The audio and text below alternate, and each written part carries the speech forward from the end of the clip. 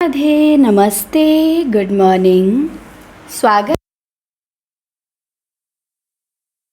Audio clear होगा। हम देखे थे 1 से 5 तक के प्रश्न मेंस एग्जाम के लिए।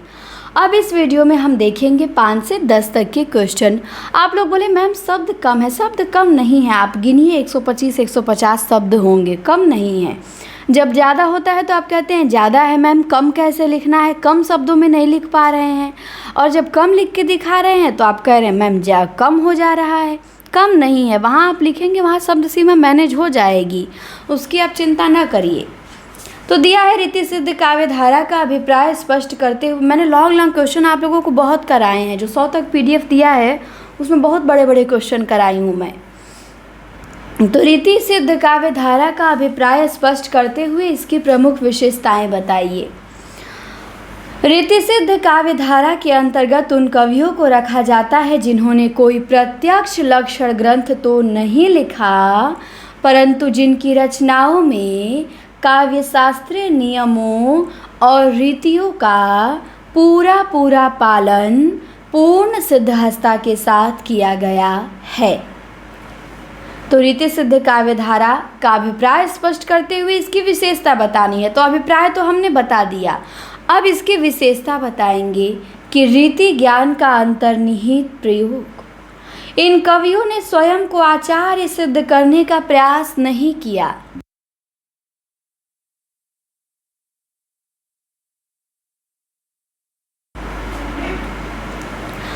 तो इन कवियों ने स्वयं को आचार्य सिद्ध करने का प्रयास नहीं किया, बल्कि संस्कृत काव्य शास्त्र के अपने गहन ज्ञान को अत्यंत कलात्मक ढंग से अपने काव्यों के भीतर पिरो दिया। इसके बाद है मुक्तक काव्य रूप की प्रधानता। रीति सिद्ध कवियों ने प्रबंध काव्यों के स्थान पर मुख्य रूप से मुक्तक काव्यों जैसे दोहा और सवैया की रचना की, जिनमें प्रत्येक छंद अपने आप में पूर्ण और स्वतंत्र अर्थ रखता है। इसके बाद है नाद, सौंदर्य और भाव प्रवणता। रीतिबद्ध कवियों के नीरस चमत्कार के विपरीत रीति सिद्ध काव्य में भावों की गहनता, कल्पना की समाहार शक्ति और भाषा का अद्भुत नाद सौंदर्य देखने को मिलता है। तो नाद, सौंदर्य और भाव प्रवणता ध्यान देंगे। रीतिबद्ध कवियों के नीरस चमत्कार के विपरीत रीति सिद्ध काव्य में भाव की गहनता, कल्पना की समाहार शक्ति और भाषा का अद्भुत नाद सौंदर्य देखने को मिलता है। फिर है बिहारी की सर्वमान्य प्रातिनिधिकता। रीति सिद्ध काव्य में एकमात्र प्रतिनिधि कवि बिहारी हैं, बाकी हैं लेकिन वो उतने फेमस नहीं है। सेनापति हैं, रसनिधि हैं। इस काव्य धारा के एकमात्र और सर्वोत्कृष्ट प्रतिनिधि कवि महाकवि बिहारी हैं, जिनकी बिहारी सतसई इस धारा का मुकुटमणि और रीति काल की सर्वश्रेष्ठ रचना मानी जाती है।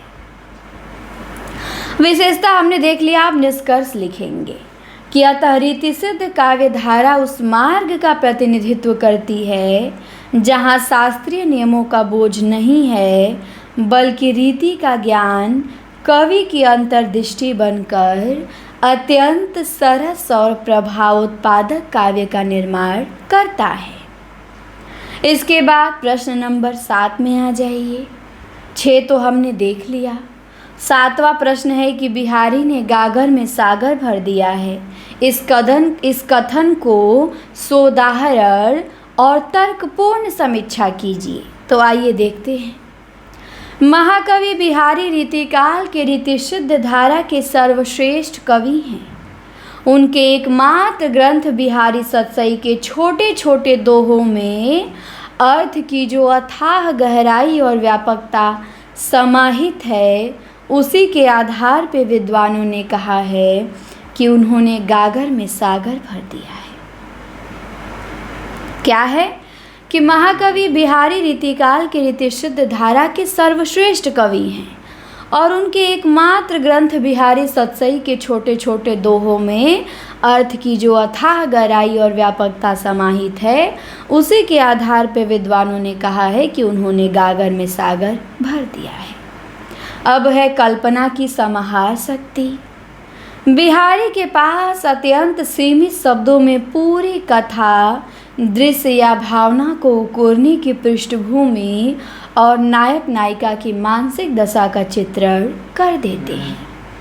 तो कल्पना की समाहार शक्ति है, भाषा की विलक्षण समाज शक्ति है।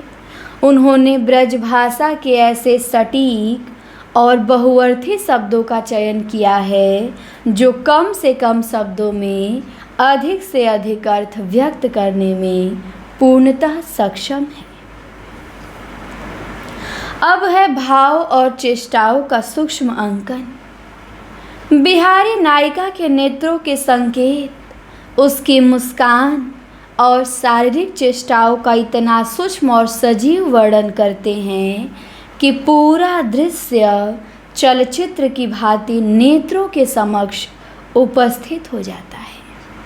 इसके बाद है अलंकारों का अत्यंत सघन प्रयोग। उन्होंने सांग, रूपक, श्लेष और अनुप्रास जैसे अलंकारों का प्रयोग केवल चमत्कार के लिए नहीं, बल्कि दोहे के अर्थ, गांभीर्य और सौंदर्य को कई गुना बढ़ाने के लिए किया है।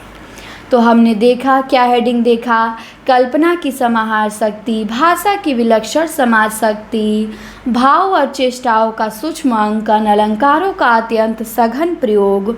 और इसके बाद निष्कर्ष देख लीजिए। निष्कर्ष है कि स्पष्ट है कि अपने दोहों के लघु आकार में असीमित अर्थ और भावनाओं का महासागर समेटने की अद्वितीय कला के कारण ही बिहारी हिंदी साहित्य के निर्विवाद गागर में सागर भरने वाले शिल्पी माने जाते हैं। शुरू में आपको परिचय देना है, बीच में आपको हेडिंग डालना है और अंत में आपको निष्कर्ष लिख देना है। लिखने का यही पैटर्न आपको फॉलो करना है, ध्यान रखिएगा। और शब्द सीमा, आइए मैं इसकी गिन देती हूँ। आप लोगों का कमेंट था कि शब्द बड़ा कम है, चलिए गिन के दिखा देती हूँ। 1 2 3 4 5 6 7 8 9 10 11 12 13 14 15 16 17 18 19 20 21 22 23 24 25 26 27 28 29 30 31 32 33 34 35 36 37 38 39 40 41 42 43 44 45 45 शब्द में तो केवल परिचय हो गया।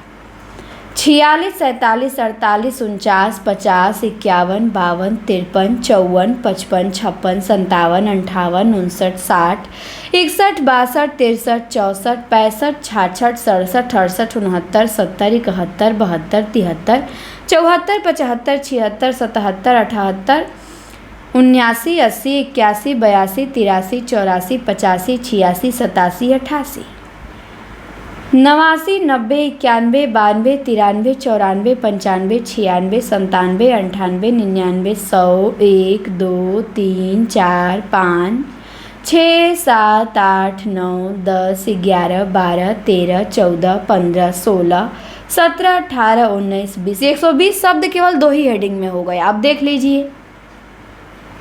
121 22 23 24 25 26 27 28 29 30 31 32 33 34 35 36 37 38 39 40 41 42 43 44 45 46 47 48 49 50 51 52 53 54 55 56 57 58 59 60 61 62 63 64 65 66 67 68 69 70 71 72 73 74 75 76 77 78 79 80 81 82 83 84 85 86 87 88 89 80 81 82 83 84 85 सॉरी 89 के बाद 90 होना चाहिए था, मिस्टेक हुआ। यहाँ पे 200 कंप्लीट हो गया। 201 202 203 204 205 206 7 8 9 10 11 12 13 14 15 16 17 18 19 20 21 22 23 24 25 26 27 28 29 30 31 32 33 34 35 236 शब्दों में एक आंसर है। और आपको लिखना कितना है, 125 शब्द और 225 शब्द। इतने में आपको अपना आंसर लिखना है। अब ये बताइए कहाँ से अधिक शब्द कम शब्द सीमा है, ये तो अधिक हो जा रहा है। बल्कि आप इसे कागज़ पे लिखिए एक बार पेज पे, एक पेज से अधिक आपको लघु उत्तरीय प्रश्न नहीं लिखना है।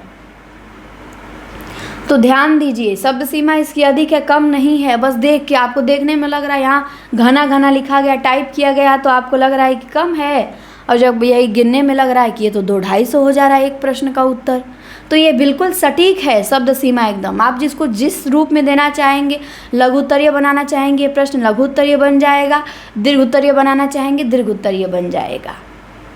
तो चलिए 7 नंबर का प्रश्न हमने देखा, अब 8 नंबर पे आते हैं। बिहारी के काव्य में भक्ति, नीति और श्रृंगार की त्रिवेणी प्रवाहित है, इस कथन को स्पष्ट कीजिए। तो आइए स्पष्ट करते हैं। यद्यपि महाकवि बिहारी मूलतः श्रृंगार रस के दरबारी कवि हैं, तथापि उनकी बिहारी सतसई में केवल नायिका भेद नहीं, उनके दोहों का सूक्ष्म अध्ययन करने पर स्पष्ट होता है कि उनके काव्य में श्रृंगार के साथ साथ लौकिक नीति और ईश्वर भक्ति की एक अत्यंत निर्मल त्रिवेणी प्रवाहित है। अब हेडिंग है श्रृंगार रस का सर्वोत्कृष्ट वर्णन। सतसई का मुख्य रस है श्रृंगार। इसमें बिहारी ने राधा कृष्ण को सामान्य नायिका मानकर उनके संयोग और वियोग का अत्यंत कलात्मक, मांसल और आकर्षक चित्रण किया है। अब दूसरी हेडिंग है गहन लोक ज्ञान और नीति की शिक्षा। दरबारी परिवेश और संसार के यथार्थ का गहरा अनुभव होने के कारण बिहारी ने धन, मित्रता, शत्रुता और व्यवहार कुशलता पे अत्यंत व्यावहारिक और सटीक नीतिपरक दोहों की रचना की है। फिर है राधा कृष्ण के प्रति भक्ति भावना।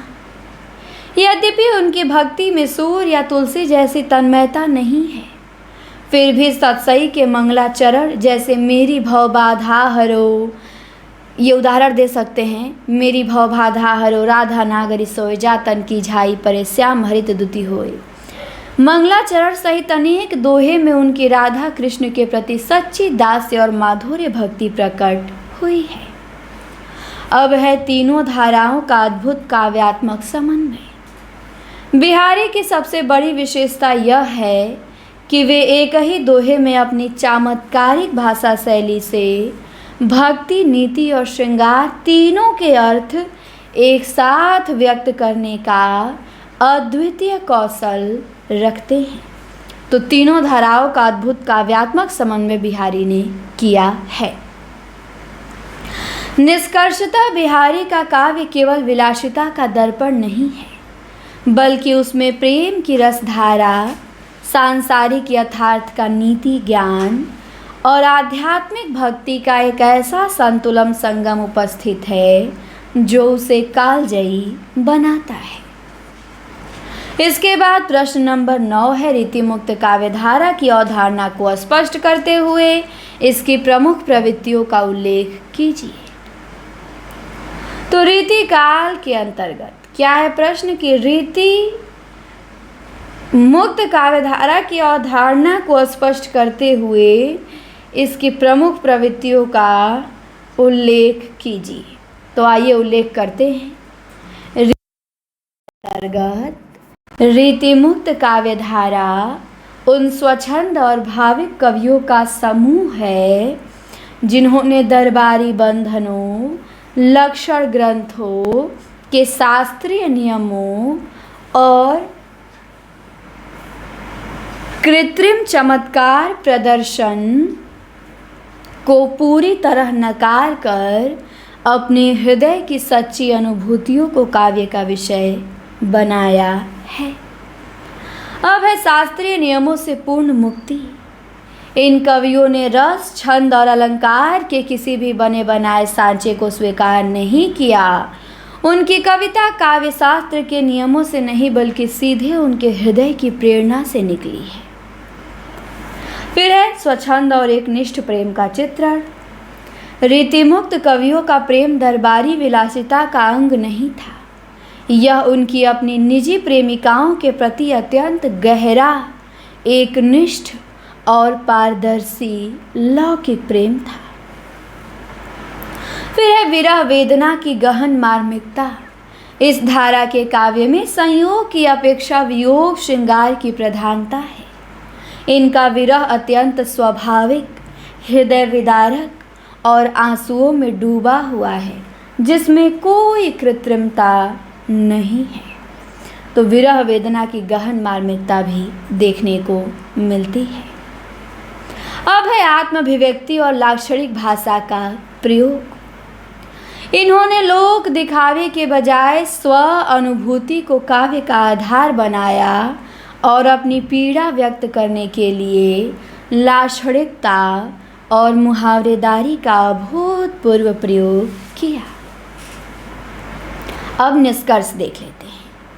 वस्तुतः रीति मुक्त काव्यधारा रीतिकाल के कृत्रिम और घुटन भरे दरबारी वातावरण में ताजी हवा के एक ऐसे झोंके के समान थी, जिसने हिंदी कविता को बौद्धिक चमत्कार से निकालकर पुनः हृदय की सच्ची संवेदना से जोड़ दिया।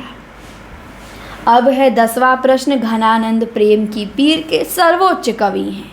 उनके विरह वर्णन की काव्यात्मक विशेषताओं का मूल्यांकन कीजिए। तो आइए देखते हैं। एक एक प्रश्न बहुत इंपॉर्टेंट है, नोट करेंगे, अच्छे से लिखेंगे। रीति मुक्त काव्यधारा के प्रतिनिधि कवि घनानंद हिंदी साहित्य में विशुद्ध प्रेम की पीर के अद्वितीय अमर गायक हैं। अपनी प्रेमिका सुजान के विश्वासघात से प्राप्त विरह की गहरी वेदना को उन्होंने जिस मार्मिकता के साथ शब्दों में पिरोया है, वो अन्यत्र दुर्लभ है। फिर है स्वच्छंद और आत्मानुभूत पीड़ा। हेडिंग है, घनानंद का विरह किसी शास्त्रीय नायक का विरह नहीं है, बल्कि यह उनके स्वयं के हृदय का वह सच्चा रक्त स्त्राव है, जिसे उन्होंने पूर्ण निश्चलता और सच्चाई के साथ काव्य में उड़ेला है।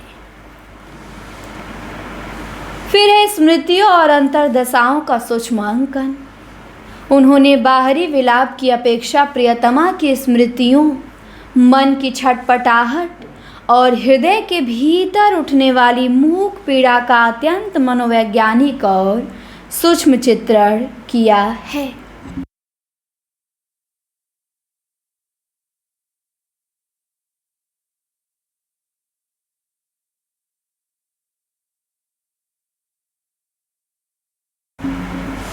फिर है लौकिक से अलौकिक प्रेम की ओर प्रस्थान। सुजान द्वारा ठुकराए जाने के पश्चात उनका लौकिक प्रेम धीरे धीरे आध्यात्मिक हो गया, कृष्ण की भक्ति और ईश्वरीय प्रेम का प्रतीक बन गया। इसके बाद है लाक्षणिकता और मौन की भाषा। अपनी असहनीय वेदना को व्यक्त करने के लिए घनानंद ने ब्रज भाषा की लाक्षणिक शक्ति का चरम उपयोग किया है, और जहां उनके शब्दों का मौन भी बहुत कुछ बोलता हुआ प्रतीत होता है। फिर संक्षेप में निष्कर्ष देख सकते हैं। संक्षेप में घनानंद की कविता केवल पढ़ी नहीं जाती, बल्कि महसूस की जाती है। उनके काव्य की सच्चाई, भाव प्रवणता और विरह की सघनता उन्हें निर्विवाद रूप से हिंदी साहित्य में प्रेम की पीर का निर्विकल्प सम्राट सिद्ध करती है। कितने अच्छे से आंसर देखिए लिखा गया है। तो इसे आप अच्छे से लिखेंगे, तैयार करेंगे। प्रतिदिन 5 प्रश्न हम देखेंगे। मान लेते हैं हमारे पास 35 दिन है, 35 दिन हमारे पास है। 35 में 5 का गुणा कर दीजिए, कितना क्वेश्चन हो गया?